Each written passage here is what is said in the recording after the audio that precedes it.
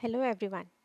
In this video, we will talk about how to use TSSA compliance to validate a file's permissions.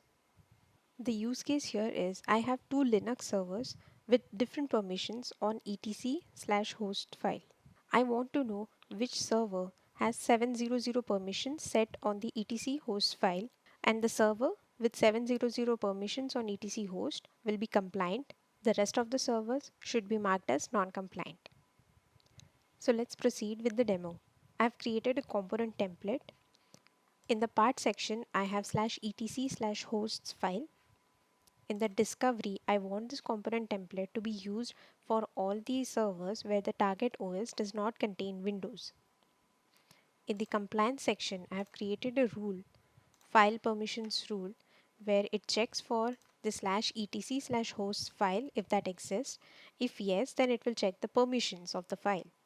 The /etc/host file should not contain any flag where the group and the world, read, write and execute access, and the file should have all the flags of the owner, that is execute, write and read.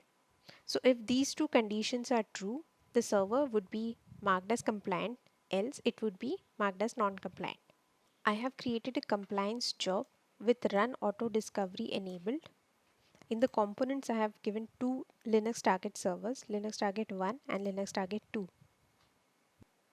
This is my Linux target 1 where the /etc/host file, it does not have 700 permission, as you can see. When we go to Linux target 2, it has the 700 permissions.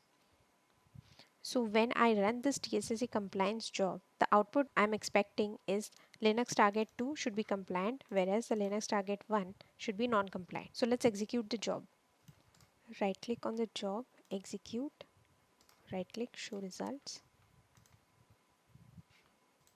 When I expand this, in the server view I can see the Linux target 1 is reported non-compliant and Linux target 2 is reported as compliant. If I want to see the rules as well, I can expand this, go to file permissions rule and click on the permissions here. So both these rules are compliant.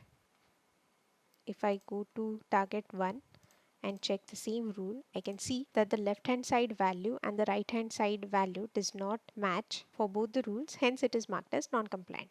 So this is how you can use a TSSA compliance job to validate any file's permissions.